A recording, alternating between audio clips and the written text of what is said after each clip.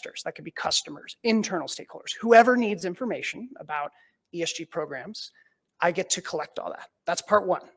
Part two then is I hand it off to those folks and I collect their feedback. So I take all that information that I've collected, hand it to stakeholders, they give me their feedback. I then work with management to improve our practices, improve our ESG performance.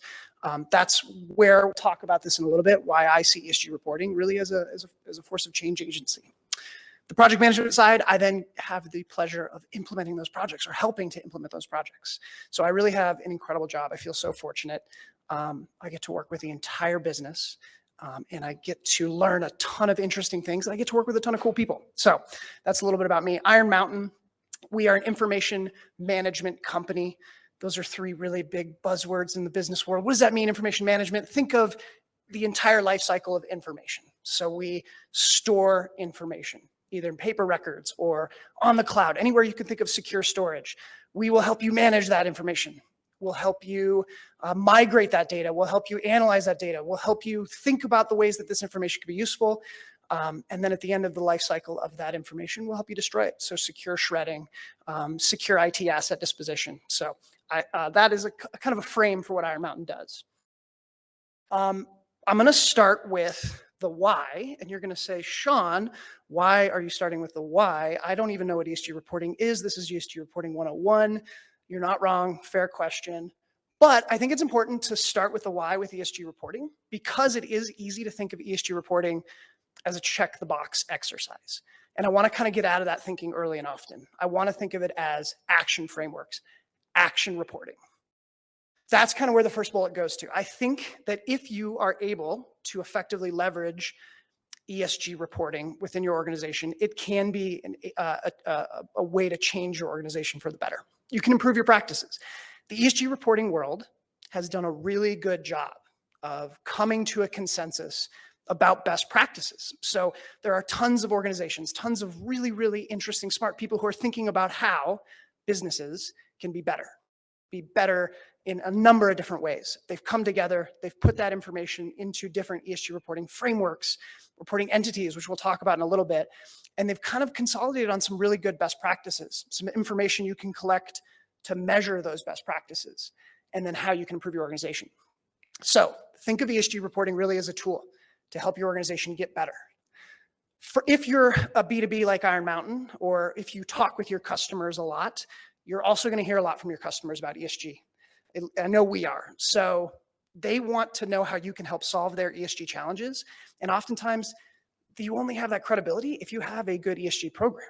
So they want to know about your ESG program so that they can do business with you.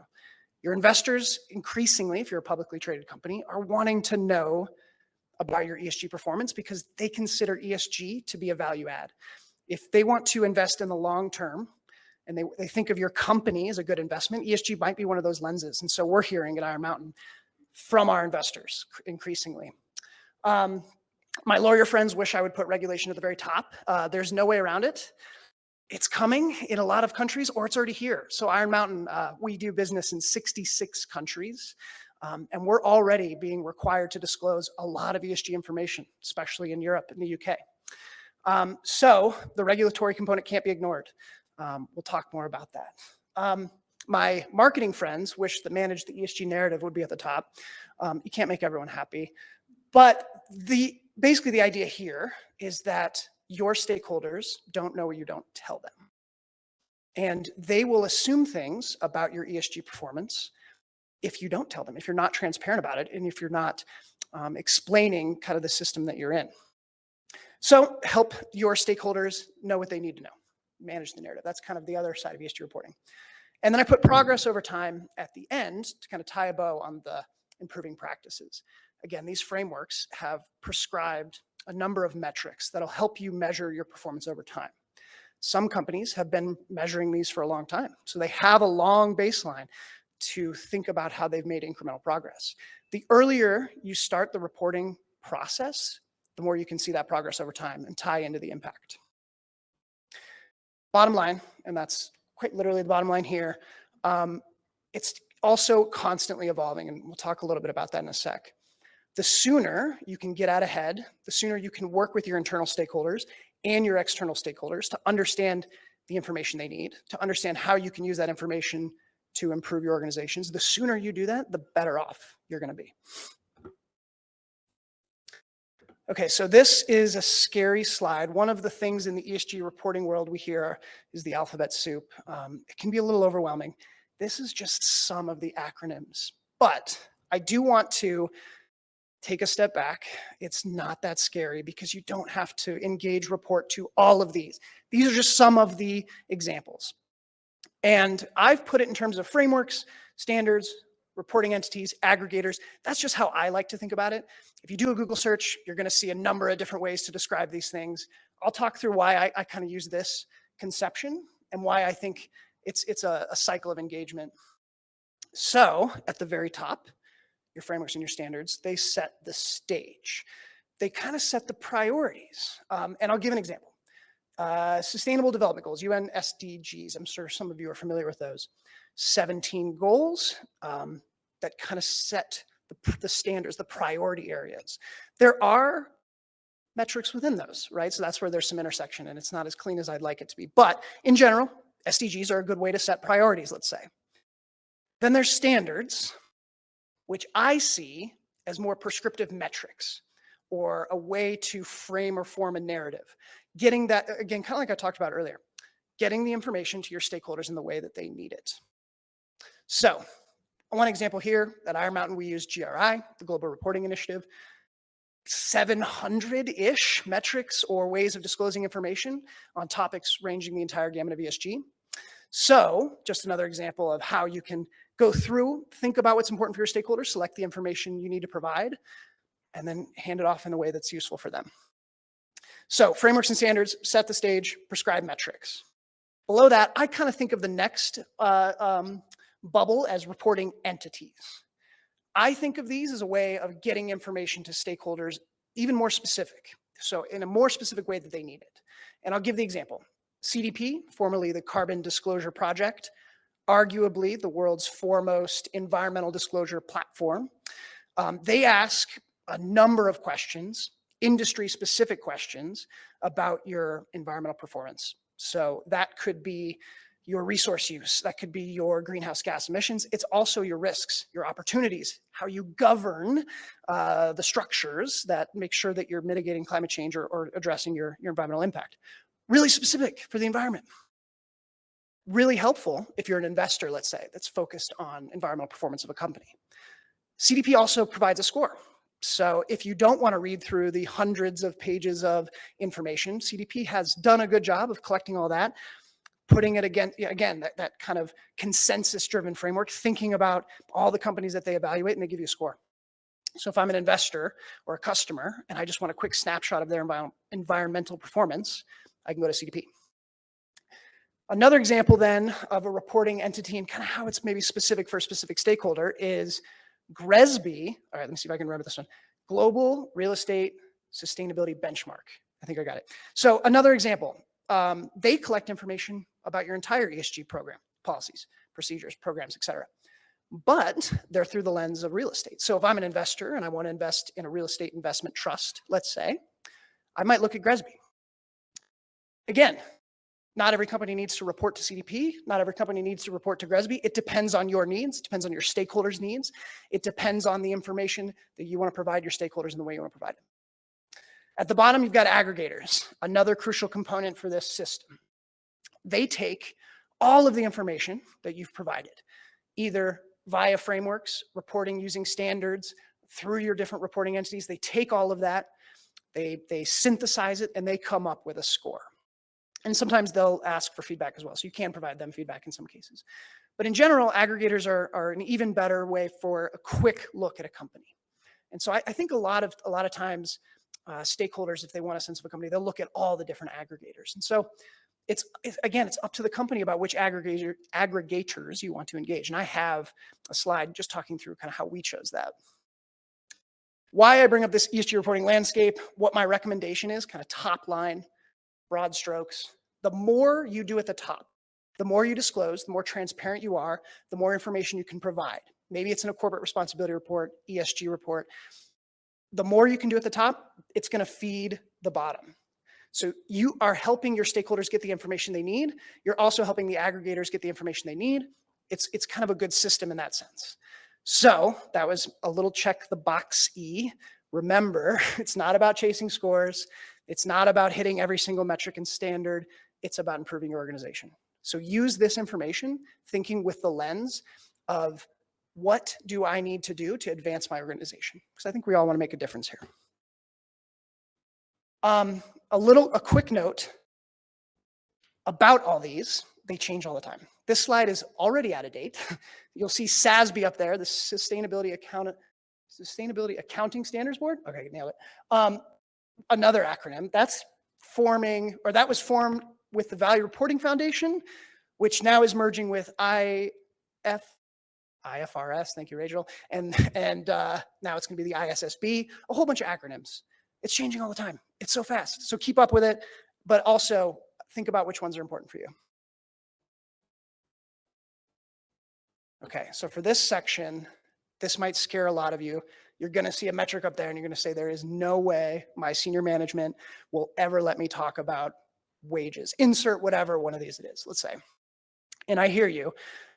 My advice when it comes to data disclosure is think internal and then think external. First, get your internal stakeholders comfortable with the fact that some of this stuff is going to be required, if not already. When we were kind of talking about these slides earlier, someone asked me, does your company disclose all these figures? And I said, yeah, we do, but we're also a really unique situation. As I mentioned, we're in 66 countries. We have to track different disclosure requirements in all those different countries. And so the result is that for a company like Iron Mountain, we might have to disclose a little bit more right now in those international markets than a US-based company would or would be comfortable with right now, because Europe and those discussions are pretty far ahead. So in that sense, it's also good to look to the European disclosures as kind of a guide star for what might be coming down the pike in the US. So just some examples of data there. There's also narrative components for a lot of these, which is a lot of the frameworks and standards, they prescribe those narrative components to give context to these numbers. You can put out a carbon emission figure, but without understanding your operational footprint, how you're using, where those emission sources are. It's kind of difficult to compare apples to apples. So that's where your narrative components come in with the standards. So the data doesn't live in a vacuum. I would not recommend just publishing data. I would really recommend providing context to your stakeholders on all of these data points. Another note about data assurance. Increasingly, stakeholders want this data to be assured. If I'm an investor and I'm making a decision to invest in a company and I'm using ESG as one of my criteria, I need to know that that data is credible. And so what we're seeing is requests for data assurance. And actually, again, in some markets, especially in Europe, we're starting to see that as a requirement. So another kind of note for folks if you're early on in this journey, get with your subject matter experts, the data owners, start to introduce the concept of data disclosure, start to introduce the concept that this information might be public, start to talk about, if that's the case, we need to make sure the data is credible and audit ready. So, for example, in organizations I've worked with, it started actually working with the teams who work on different financial disclosures, public financial disclosures. They tend to have a really good process to understand data assurance. They have worked forever on making sure that that data is absolutely bulletproof. So I would start there and start to integrate your ESG data controls, procedures, processes into your data processes. Doesn't have to be public, again, but just introduce the subject with your stakeholders. Hey, this stuff might be public pretty soon. And if it is, we need to make sure we're ready for it. So a quick year in the life of Sean Mangus, ESG Reporting Manager at Iron Mountain. These are just a snapshot of some of the frameworks that I track pretty closely and I get questions from my executives about. So thought this would be helpful to talk through. Again, this is not an exhaustive list, but this is a good snapshot. So for me, it starts at the beginning of the, well, really now, it starts now, collecting information for our annual corporate responsibility report, which we align with Global Reporting Initiative. I take the time to get to know the different stakeholders. Maybe if we have a new person, a new data owner, start to introduce these subjects, get them familiar with the idea that we disclose a lot, that we talk about our programs, that a lot of our customers, investors want this information. I use that time to kind of get folks on board. Building relationships with all those stakeholders is absolutely essential. And that's why I do it at the holiday season when everyone's feeling really great. No one's stressed about anything at all. Really recommend doing that. Along with our GRI report, we have a TCFD report, the Task Force on Climate-Related Financial Disclosures. That zooms in a little more on our risks, opportunities, management approaches, strategy around climate change. Those are the bedrock for my year. If I can effectively curate a good CR report, a good TCFD report, my job's a lot easier the rest of the year. I can plug a lot of that information into the subsequent frameworks, the subsequent reporting entities, and therefore it helps my capacity in a really big way. I'm not having to do one-off requests. I've already collected it. What I do personally is I actually even collect the stuff that's not going to be public. If I know that a framework that's private is asking for a piece of data that we don't disclose in our CR report, I still have it on hand so that I can recall it when I need it. Basically, a repository of ESG questions that I've received over time. So once I've got my CR report, my TCFD report, I can start to feed those into all of the things down below. CDP, I mentioned before, it makes my life a lot easier. Now, CDP does have some information, like I mentioned, that's not in our CR report. I can just go to the subject matter expert. I've already made friends with them in January. I've given them a holiday present, and I can get that information the way I need it. DJSI, or really it's the Corporate Sustainability Assessment. I think DJSI is a common acronym that people know about. That's more broad. That's more entire enterprise, more entire ESG portfolio. Sustainalytics I put on there because it's a publicly available metric. You can go on Yahoo Finance and see a company's Sustainalytics score. So we track that. We want to make sure that we're giving them the feedback that they need. RE100 for us, we happen to have joined RE100, and so we need to make sure that we're tracking and measuring our renewable energy procurement, our forecasts around that. So that's an example of maybe a really specific type of ESG reporting framework that I need to have a really specific piece of information that doesn't pertain to everybody or most stakeholders. And then UN Global Compact, I put that one on there because our CEO signs it every year, and it's a great opportunity to say, hey, human rights, remember, these are really important, and everybody thinks they are at Iron Mountain, don't worry. So that was, I think, my slides. I'm going to hand it over to Rachel. Thank you so much.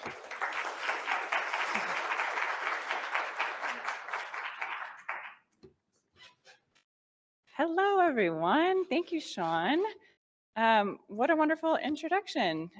It may feel a little bit like ESG reporting 201 with all the examples, but I think that's a really good thing, right? And just speaks to the kind of the breadth and the depth of the topic here. But hi, everyone. I'm Rachel Mountain. I'm with DaVita. I'm really excited to be here to talk about ESG reporting. Before I get started, just want to say thanks to the BCivic team for hosting us and just give a specific shout out to Casey Stock for helping to organize this session. She's in the virtual world, so hi. I've always wanted to do that to a virtual audience here. I have been with DaVita for quite some time now. I started as an intern on the environmental sustainability team. I thought I would be there for a summer, and then 11 years later, here we are.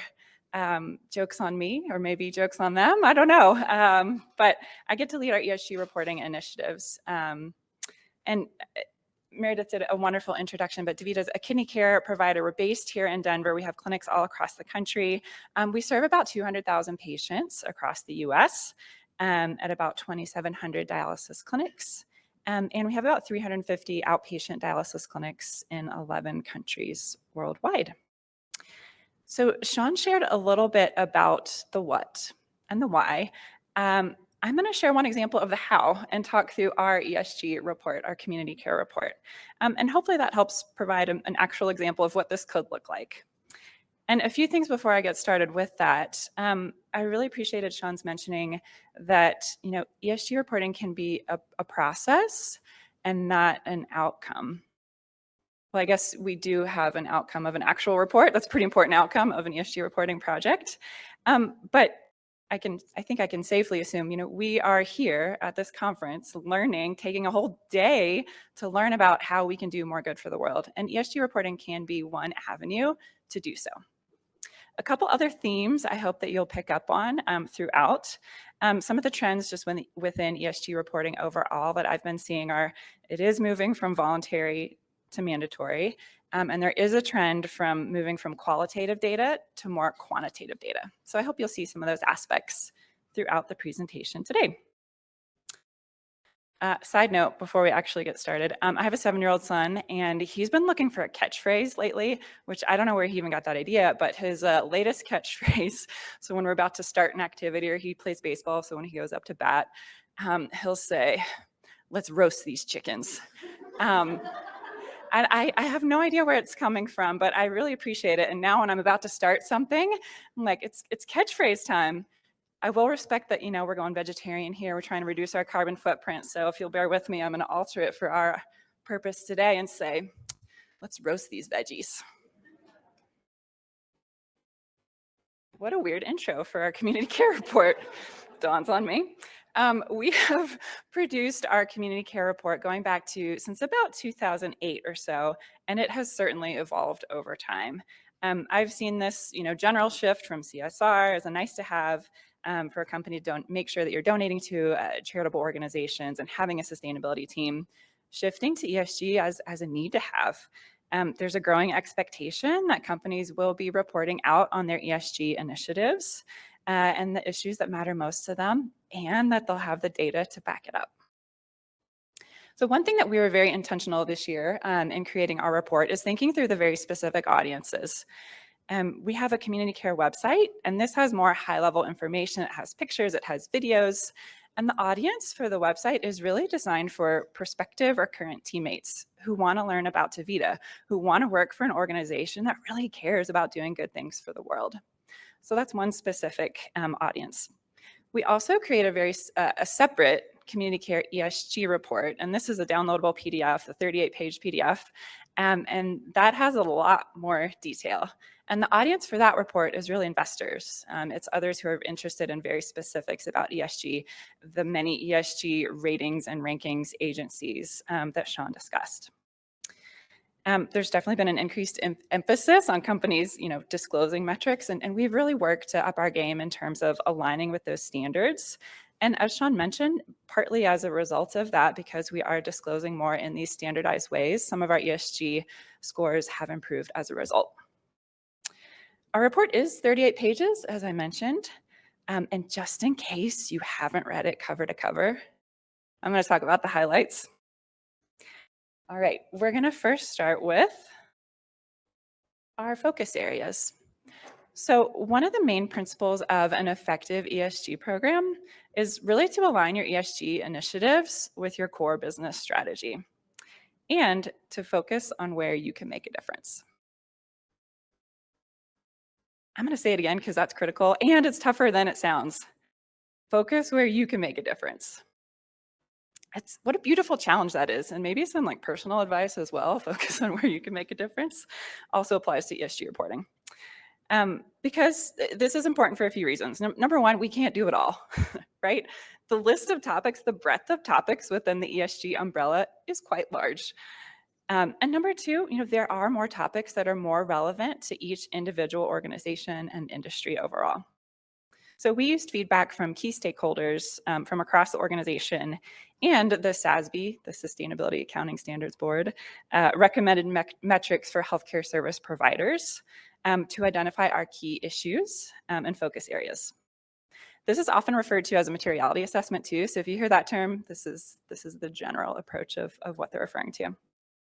And one of the things that I love about my role and about the new trend of ESG in general is that it's really not new. It's not new to us at DaVita. It's not new to many of the organizations represented here. Maybe we didn't use these specific terms, 5-10 years ago.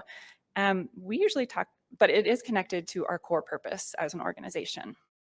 And we usually talk about it in terms of how we care for our patients, how we care for each other, and how we care for the world. So we're aiming to further our positive impact by engaging more stakeholders in this process and aligning how we report our progress in more standardized ways.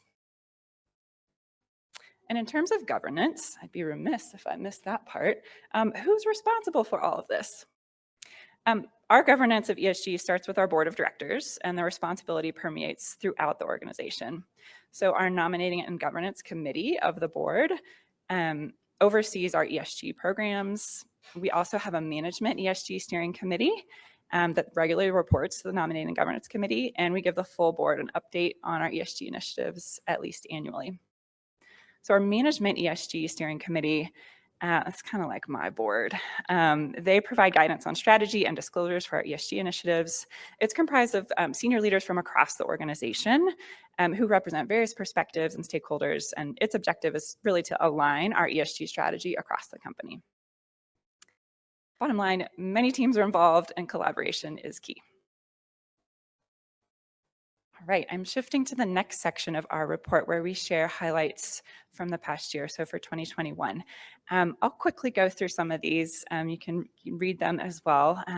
These are, again, organized around our specific focus areas. That's a theme throughout the report. So on the patient side, in 2021, we had more than 7,500 DaVita patients receive a kidney transplant. On the teammate perspective, more than 12,500 teammates participated in one of our DaVita University professional development courses. From the environmental side, our 2025 climate targets were approved by the Science Based Target Initiative, which is a really rigorous process. I think there's another session with organizations that have set science-based targets. It is considered a gold standard when it comes to climate targets. So we're super proud of that one.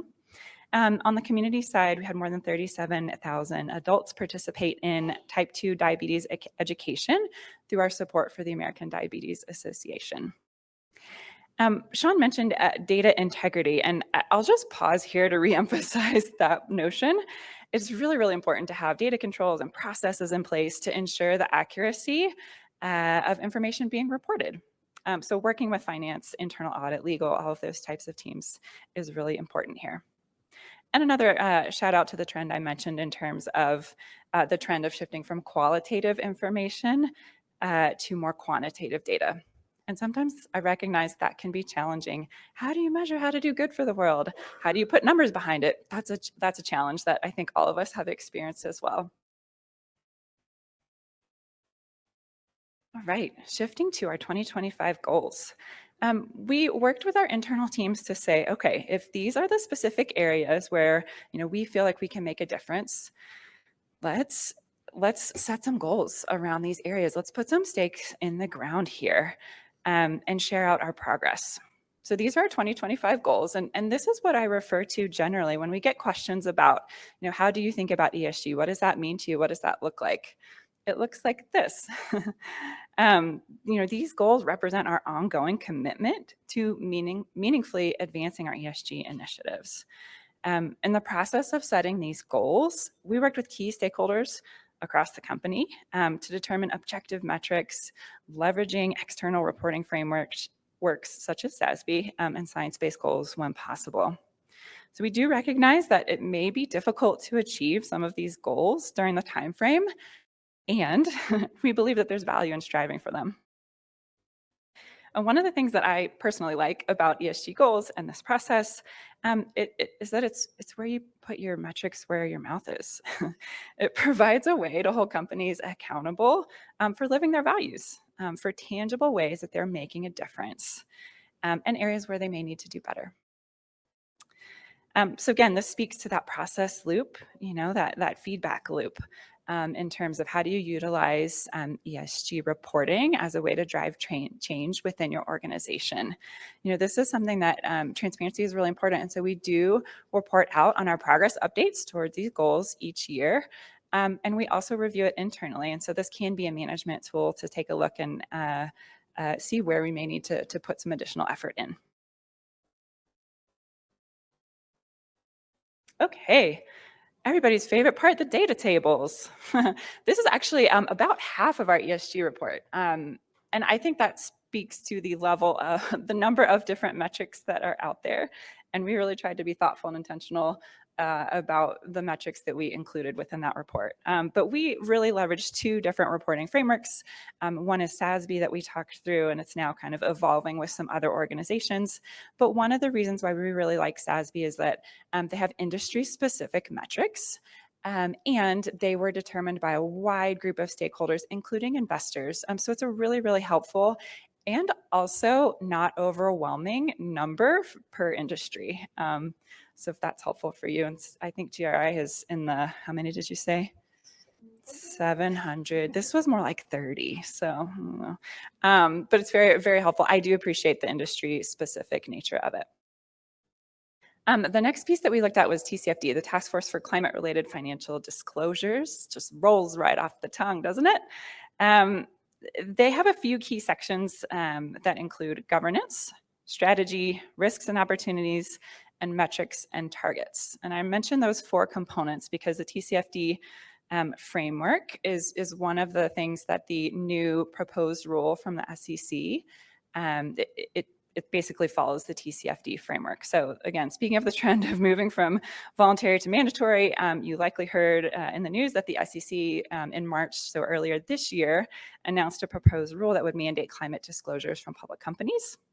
And it aligns very well with the TCFD framework. And so that's another, I think, another data point in terms of, paying attention to some of the voluntary disclosures can be helpful if and when some of these move into regulations. Okay.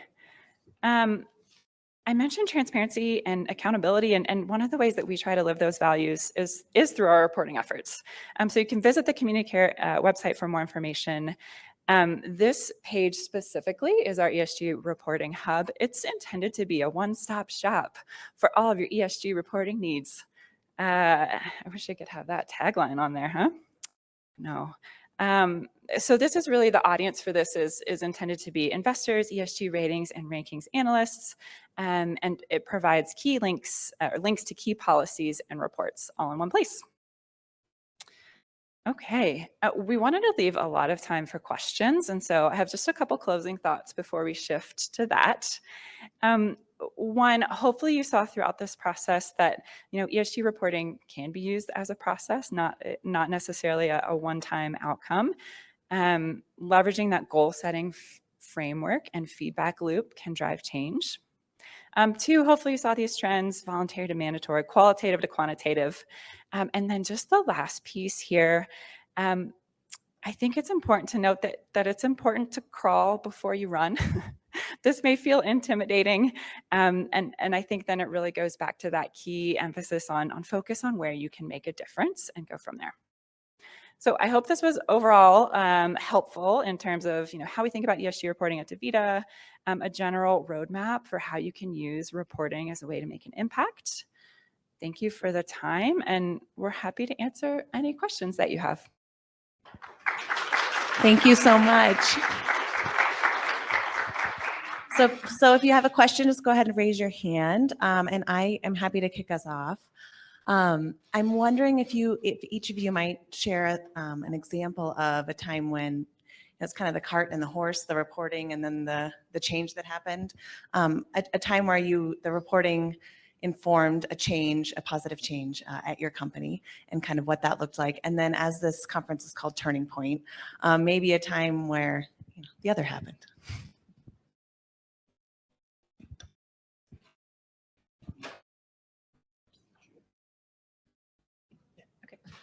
Thank you for the question.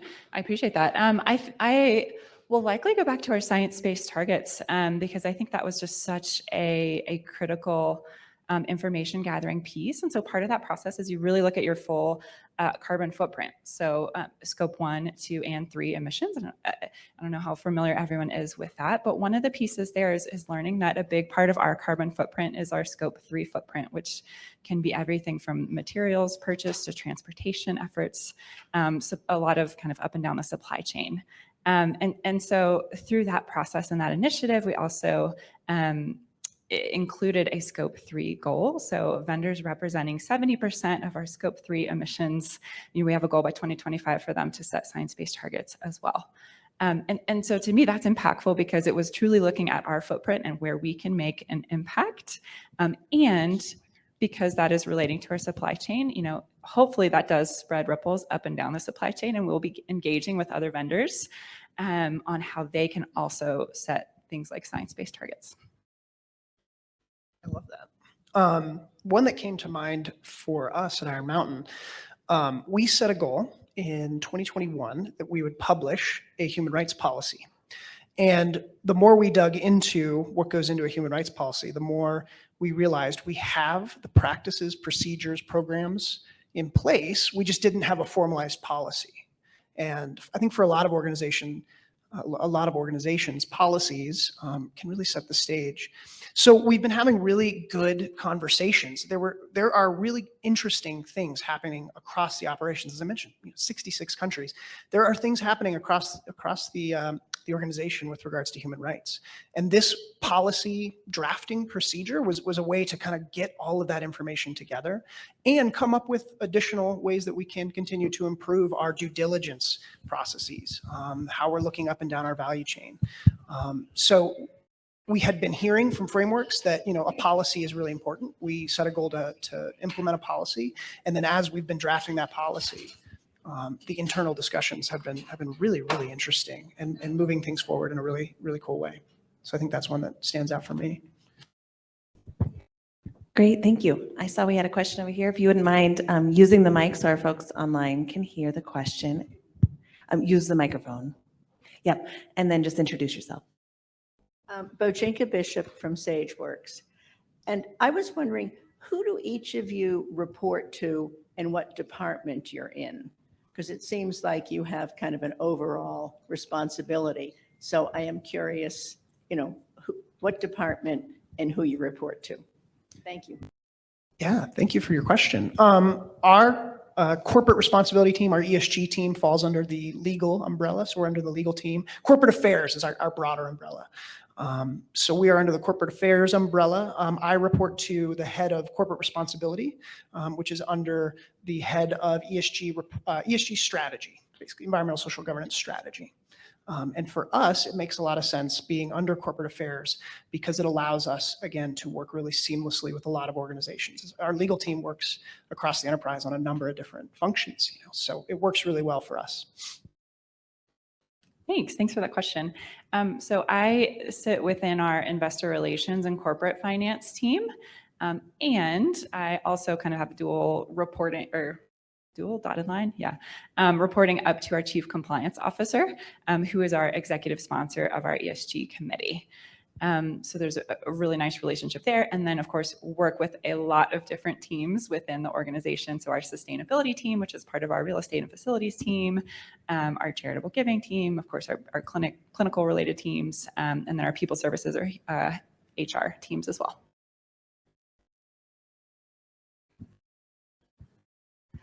Hi, thank you both. I'm Terry Wilson from Udemy. I wanted to get your perspective on a little bit of the ratings game. I know it's the aggregator at the bottom, but it tends to be a very public side, and it's something that comes up with leadership. So how do you handle those conversations, and how do you approach the ratings process?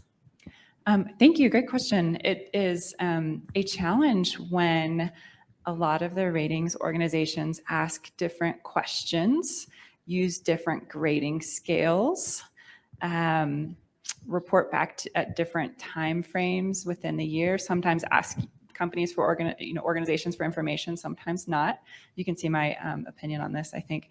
It's challenging and they don't always agree. So you could be rated really high on one and not so high on the others. And so we've tried to be thoughtful about which ones we really focus on. And some of the ones that Sean actually shared on his slide are some of the ones that are the more commonly used. And those are the ones that we tend to focus in on. And we explain that.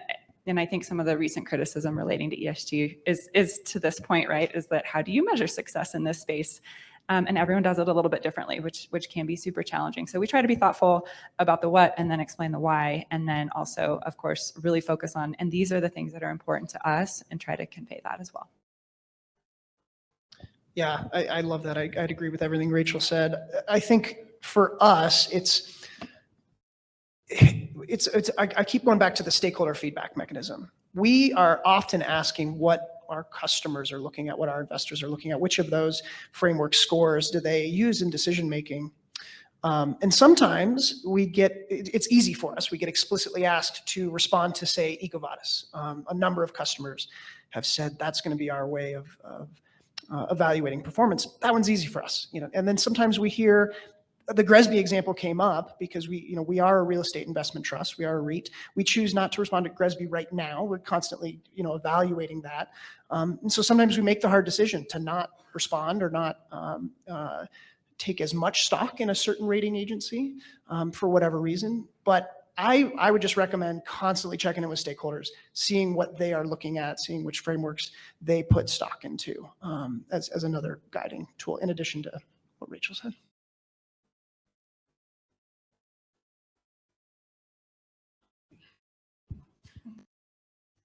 Hi there, I'm Allison Carlman from Global Giving. And so I represent sort of the nonprofit side of this. And so, I saw one of the mentions of charitable giving is the one piece of the puzzle here. And Rachel, you just described all those different sort of reporting things that happen at different times and different requirements. And that's what often nonprofits are feeling as well, right? We're feeling that nonprofits are being asked to report different things to different funders in different ways in different timeframes. And that can become really oppressive and it can really inhibit the work that they're doing. And so my question for you is, where is the power in your organization? Because often you have to then report up to these big, larger entities. So where does the power lie to sort of push back on we need nonprofits to report on numbers of lives touched, which is like an impossible and ridiculous metric.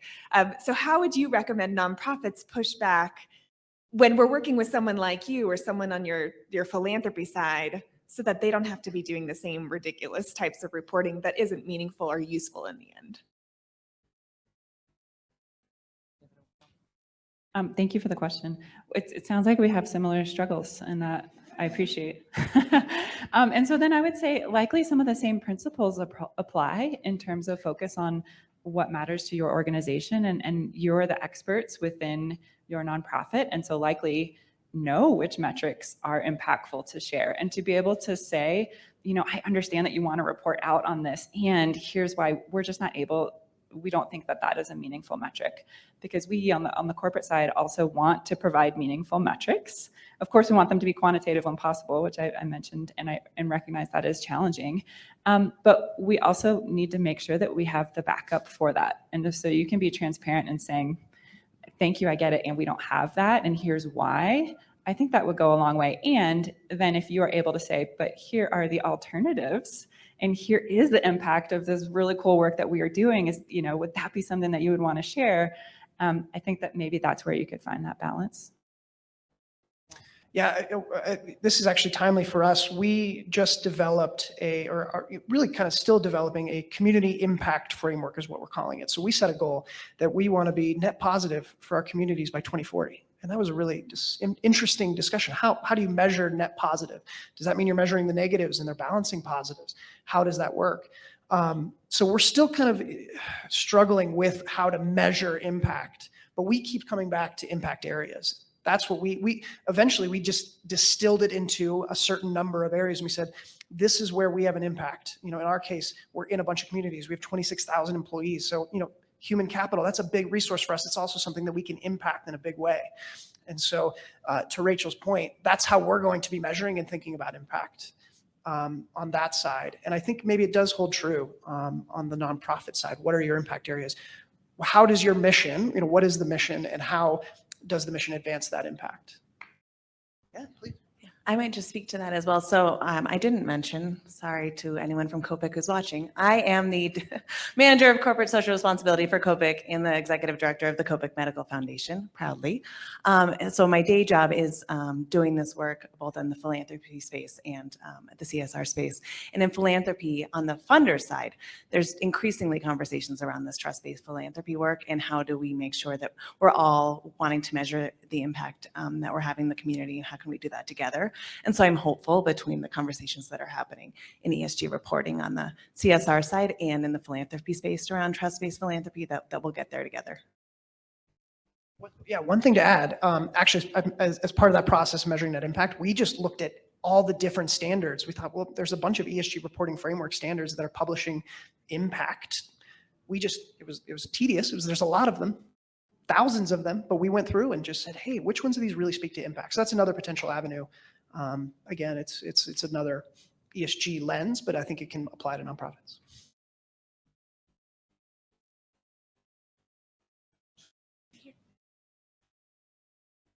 Hi, my name is Carolyn Stevens-Wood. I just had a question about certifications with the different frameworks. So I'm on my way very slowly to getting my GRI certification.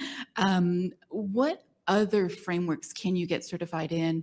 Or, how did you, become experts on all the different standards and frameworks? A really good question. And I would love to hear your experience with the GRI certification. I have not engaged in a certification program, to be frank. It was a little bit of dive in and learn as fast as you can. What we didn't talk about it, Rachel and I used to be on the same team. And we both were learning about ESG reporting, learning about the different frameworks. I think Rachel had been doing it much longer than I had. So from my perspective, it was dive in and start responding. And I was fortunate enough that was a task that I wanted to do and was able to do. And then at Iron Mountain, it's been more of that. It's just been learning from doing. So fortunate to have the opportunity to learn from doing. Just jump in, learn all the frameworks, see their questions, respond. So I don't know if I can help you with the certification question. I'm so sorry. I can speak to the two frameworks that we talked about, which is SASB and TCFD. Neither of those have a certification requirement. They're voluntary. If you align with those standards, you can reference it on the report and with those organizations as well. But I will say, and this is slightly different, but I think it brings up the topic of that data verification piece. So that is something that we have worked on. And so there's a number of our environmental and social metrics that we do have verified by a third party. And they provide a letter of limited assurance on those data points. So they're reviewing all the backup data and that sort of thing. So while it's different than having a report certified with a specific entity, that is one other way that, we have an external third party come and look at our information.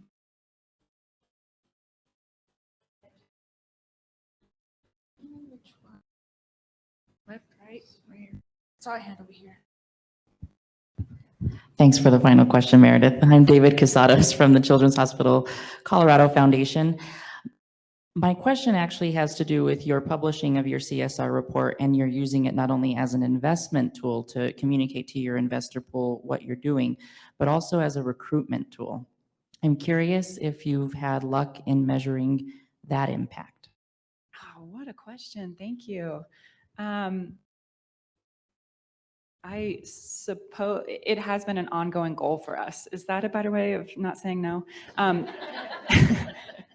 Because it can be a recruiting tool, right? We want, like I said, especially for our website that has the pictures and stories and those highlights, we want people who are looking at our organization to know that this is really important to us.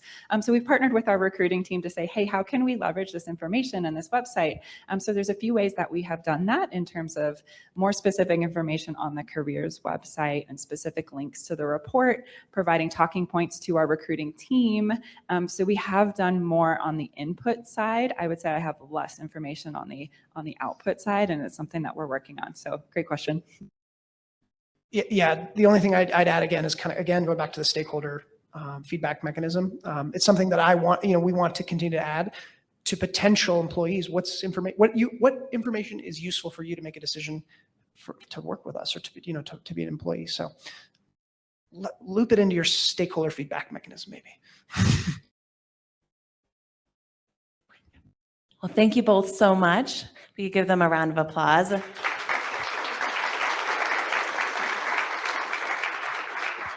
Really appreciate you both. You're clearly experts, and I know that this was 101 that sometimes felt like 201, but hopefully have some ideas about next steps and some experts that you can reach out to with follow-up questions.